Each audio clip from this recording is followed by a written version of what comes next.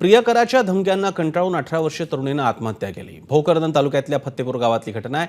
प्रियकराच्या घरी तरुणीचा मृतदेह आढळल्यानं खळबळ उडाली। आरोपी विशाल आघामसह 5 जणांवर गुन्हा दाखल झालाय।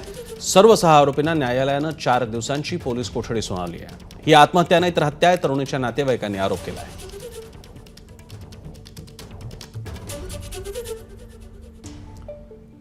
दरम्यान या प्रकरणावर पंकजा मुंडेंनी काय प्रतिक्रिया दिली आणि त्यावर सामाजिक कार्यकर्ते अंजली दमानिया काय म्हणतात पाहूया।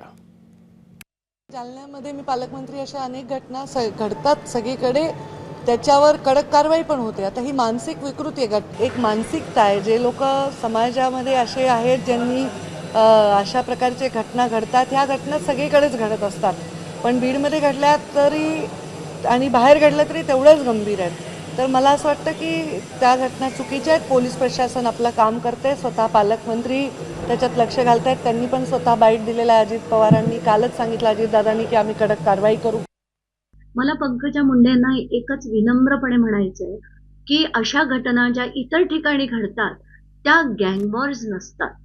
आता इथे बीडमध्ये काय झालंय, एक नेता आहे, त्यांनी एक कराडसारखा माणूस त्याची सगळी कुकृत्य करण्यासाठी ठेवलेला आहे। या कराडच्या अनेक गँग्स आहेत आणि या गँग मिळून एका माणसाला जे त्यांच्या विरोधात लढतो त्याला तुडवतात आणि त्याची हत्या करतात। अशा घटना सगळीकडे घडत नाहीत। एका माणसाने दुसऱ्याला मारणं या घटना घडत असतील, पण अशा ज्या गँग वॉर्स आणि ऑर्केस्ट्रेटेड ज्याला आपण म्हणतो ना, ही जी सगळी जी घटना होती ही ऑर्केस्ट्रेटेड होती आणि अशा घटना इतर ठिकाणी घडतात की नाही हे कदाचित तुम्हाला माहिती नसेल।